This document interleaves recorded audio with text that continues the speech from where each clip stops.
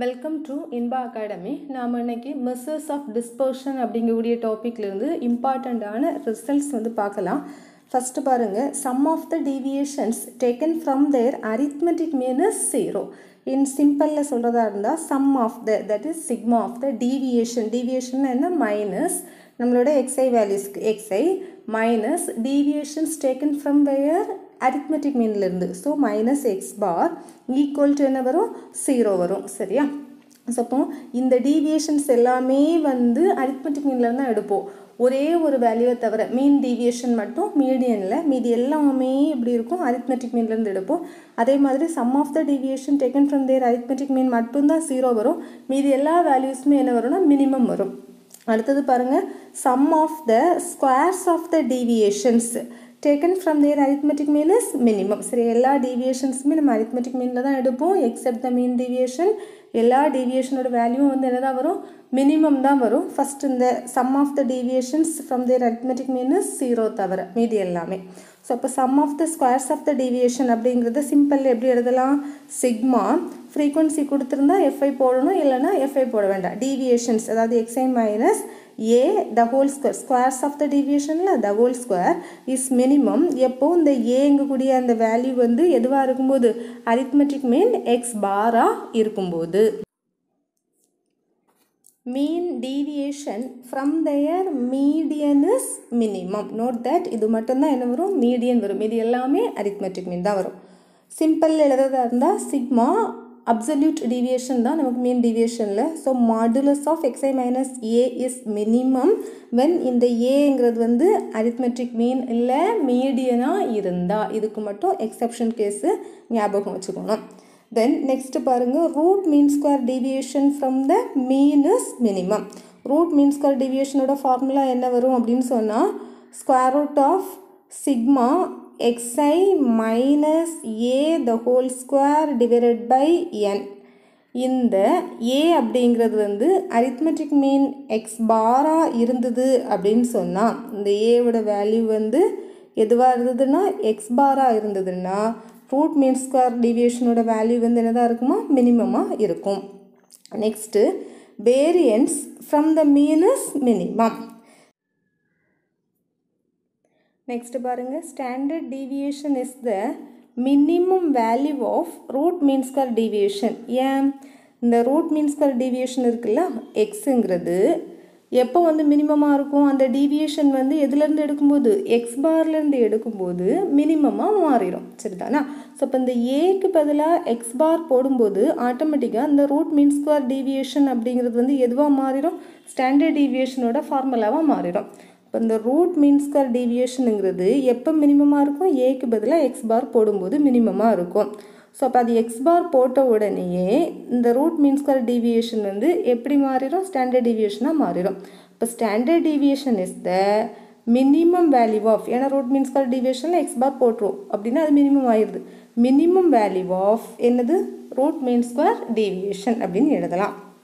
Next பாருங்கள், variance is the minimum value of mean square deviation. Variance அப்படின்னு வரும்போது என்ன வராது, இந்த ரூட் வராது, ஸ்கொயர் வந்துடும்.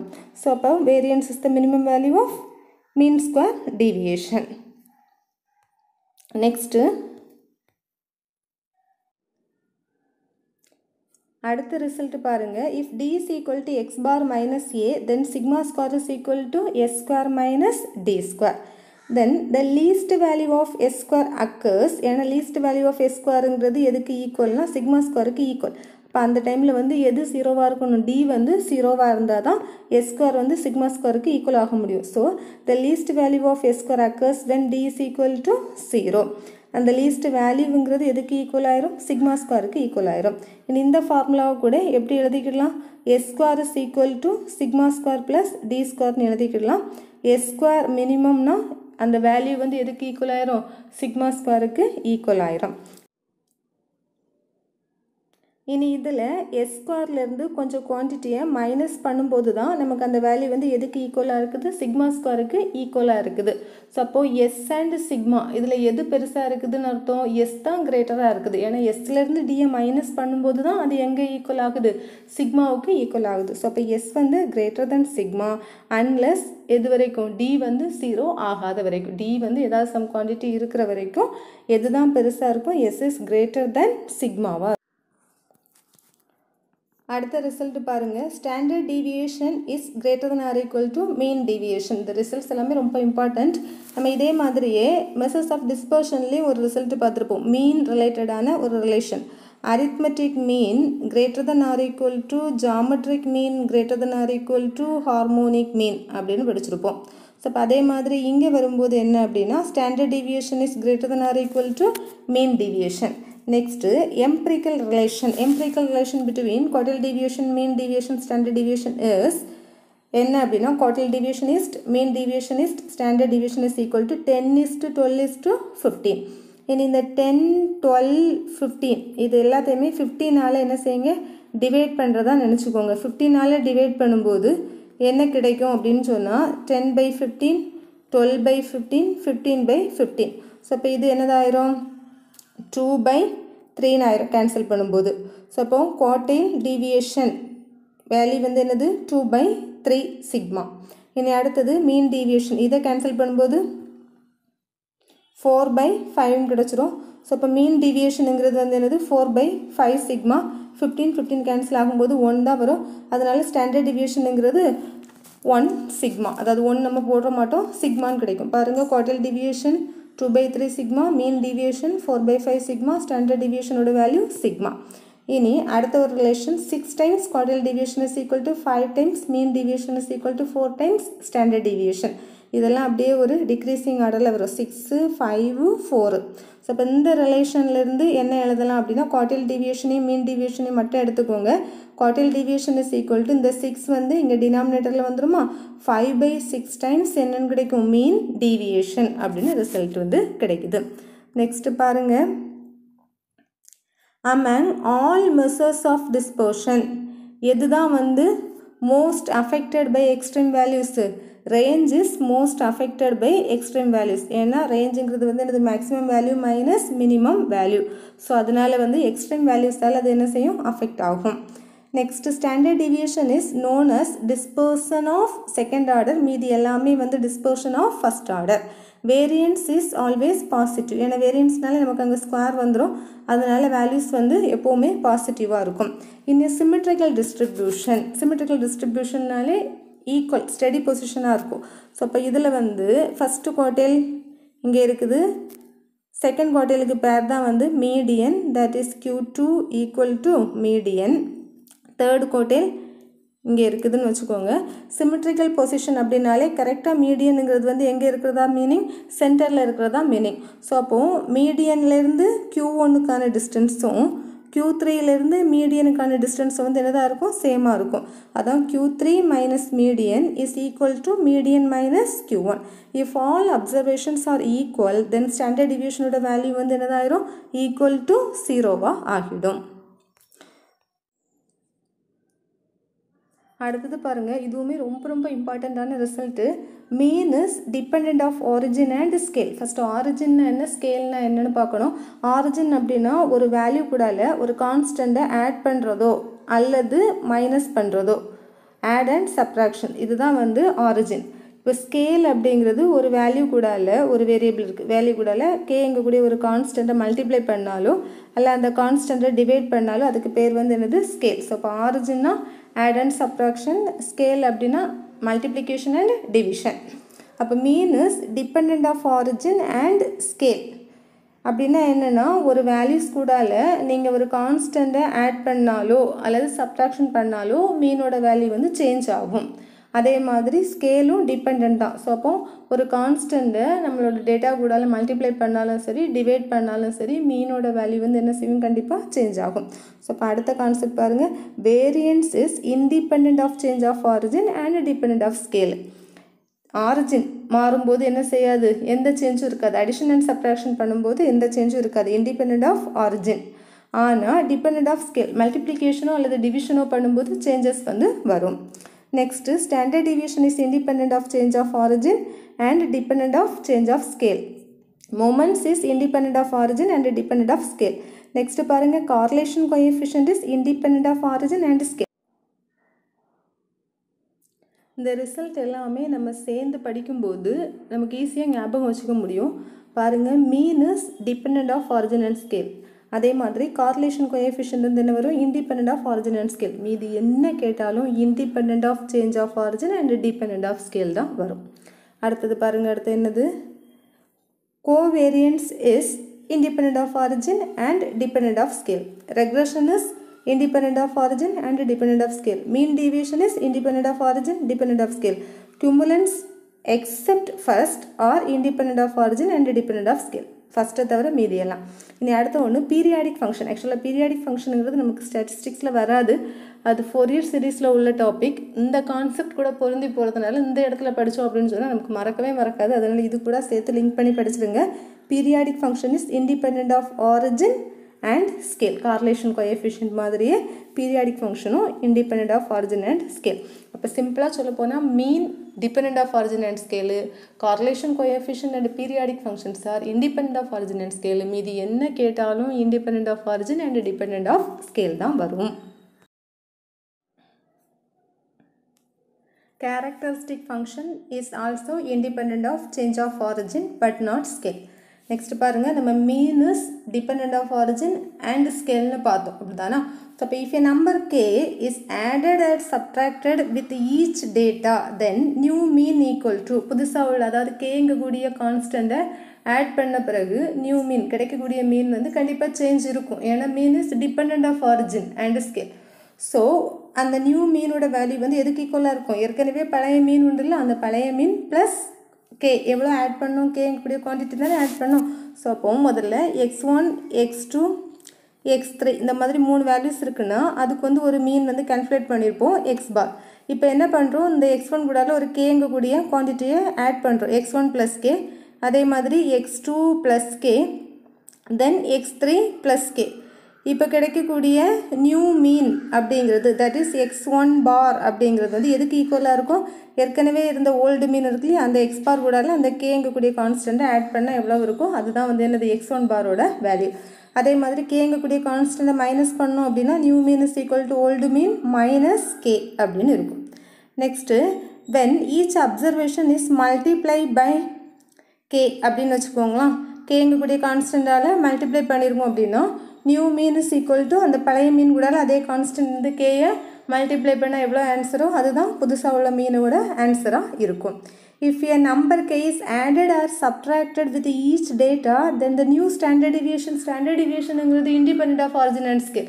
ஒன்றும் பண்ணாது, நீங்கள் ஆட் பண்ணாலும் சரி சப்ட்ராக்ஷன் பண்ணாலும் சரி அந்த ஸ்டாண்டர்ட் டிவியேஷனோட ஆன்சரில் எந்த சேஞ்சும் இருக்காது. ஸோ அப்போ standard deviation is equal to old standard deviation அப்படியே இருக்கும், எந்த சேஞ்சுமே இருக்காது.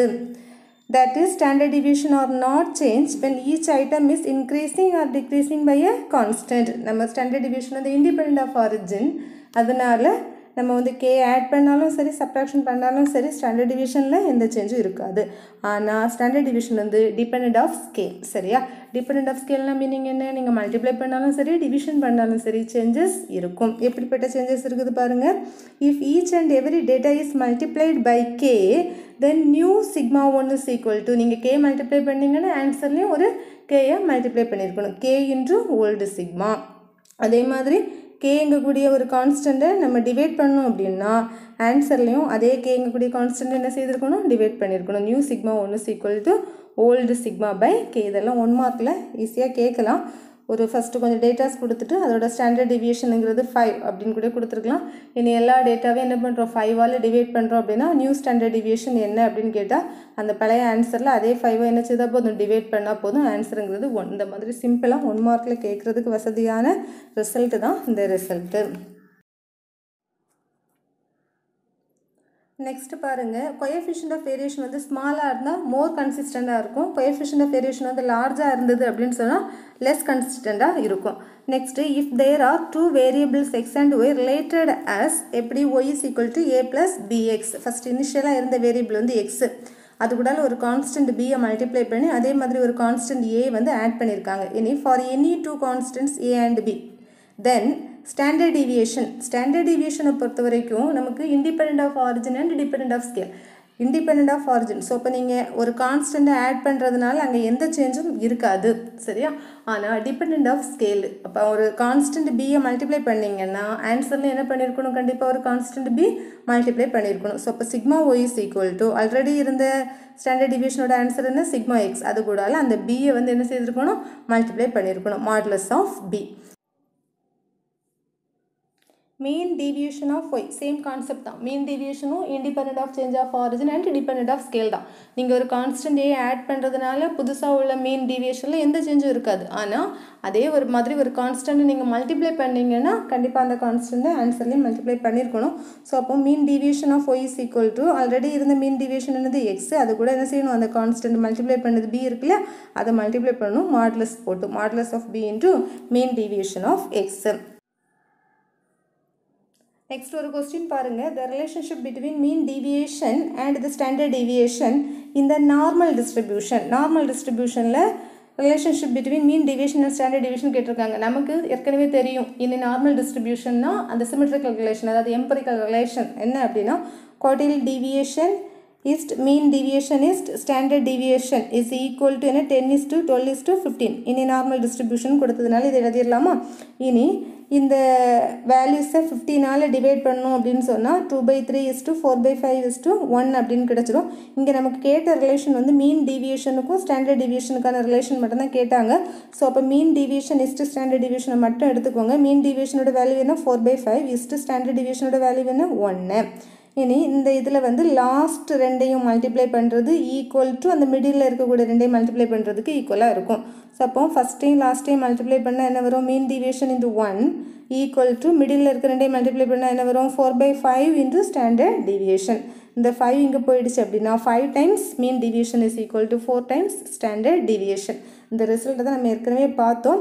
6 times quartile deviation is equal to 5 times mean deviation is equal to 4 times standard deviation அப்படிங்கிறது என்ன செய்தோம், ஏற்கனவே நம்ம பார்த்துருந்தோம். ஸோ அப்போ அந்த ரிலேஷன்லேருந்து என்ன செய்திருக்காங்க, கொஸ்டின் வந்து கேட்டிருக்காங்க. நெக்ஸ்ட் கொஸ்டின் பாருங்கள். For a frequency distribution the coefficient of variation is 5னு கொடுத்துருக்காங்க. ஸ்டாண்டர்ட் டிவியேஷன் வந்து 2 கொடுத்துட்டு என்ன கேட்டிருக்காங்க அப்படின்னா மீன் அப்படிங்கிறது எவ்வளோன்னு கொடுத்துருக்காங்க. நமக்கு கோஎஃபிஷியன்ட் ஆஃப் வேரியேஷனோட ஃபார்முலா தெரியும். என்ன செய்யணும், கோஎஃபிஷியன்ட் ஆஃப் ஸ்டாண்டர்ட் டிவியேஷன் எழுதிட்டு 100ஆல் மல்டிப்ளை பண்ணால் போதும். கோஎஃபிஷியன்ட் ஆஃப் ஸ்டாண்டர்ட் டிவியேஷன் என்ன வரும், ஸ்டாண்டர்ட் டிவியேஷனோட சிம்பிள் என்ன, சிக்மா டிவைடட் பை அந்த டீவியேஷன் வந்து எதுலேருந்து எடுப்போம், ஸ்டாண்டர்ட் டிவியேஷனோட ஃபார்முலா என்னது, square root of sigma xi minus X bar the whole square divided by என்னங்கிறது தான் வந்து ஸ்டாண்டர்ட் டிவியேஷனோட ஃபார்முலா. அந்த டீவியேஷன் வந்து எதுலேருந்து எடுக்கிறோம், எக்ஸ் பார்லேருந்து எடுக்கிறோம். அதனால சிக்மா பை நம்ம என்னென்னு போடணும், எக்ஸ் பார் அப்படின்னு போடணும் இன்ட்ரு இது வந்து கோஎஃபிஷியன்ட் ஆஃப் ஸ்டாண்டர்ட் டிவியேஷன். இப்போ கோஎஃபிஷியன்ட் ஆஃப் வேரியன்ஸ் வேணும்னா இது கூட என்ன செய்தால் போதும், ஒரு 100 மல்டிப்ளை பண்ணால் போதும். இந்த வேல்யூ தான் என்னென்னு கொடுத்துருக்காங்க, 5னு கொடுத்துருக்காங்க. தென் இதில் ஸ்டாண்டர்ட் டிவியேஷன் சிக்மா வந்து 2னு தெரியும். ஸோ அப்போ இந்த இதில் வந்து என்ன செய்யலாம், சிக்மாவோட வேல்யூவை அப்ளை பண்ணலாம். வேல்யூவை வந்து போட்டிங்க அப்படின்னு சொன்னால் இந்த 2 × 100 இஸ் ஈக்குவல் டு இந்த எக்ஸ் பார் வந்து இந்த சைடில் போகும்போது என்னென்னு கிடைக்கும், 5 × எக்ஸ் பார் அப்படின்னு கிடைக்கும். இனி 5 times X bar is equal to 2 × 100ஓட வேல்யூ வந்து எவ்வளவு 200. Then X bar is equal to இந்த 200 5ஆல் டிவைட் பண்ணோம் அப்படின்னு சொன்னால் 40 அப்படின்னு கிடச்சிடும். நெக்ஸ்ட் கொஸ்டின் பார்ப்போமா. Which of the following is the best measure of dispersion. நமக்கு வந்து மெஷர்ஸ் ஆஃப் டிஸ்பர்ஷன் அப்படின்னு சொன்னாலே என்னது, range, quartile deviation, mean deviation, standard deviation இதுவெல்லாம் வரும். இதில் பெஸ்ட்டு வந்து என்ன அப்படின்னு சொன்னால் ஸ்டாண்டர்ட் டீவியேஷன் தான் பெஸ்ட் மெஷராக இருக்கும். இதே மாதிரி காம்படேட்டிவ் ரிலேட்டடாக நம்ம சேனலில் போடக்கூடிய வீடியோஸ் பார்க்கணும் அப்படின்னு நினச்சிங்கன்னா நம்மளோட சேனலை சப்ஸ்கிரைப் பண்ணி வச்சுக்கோங்க. தேங்க்யூ ஃபார் வாட்சிங்.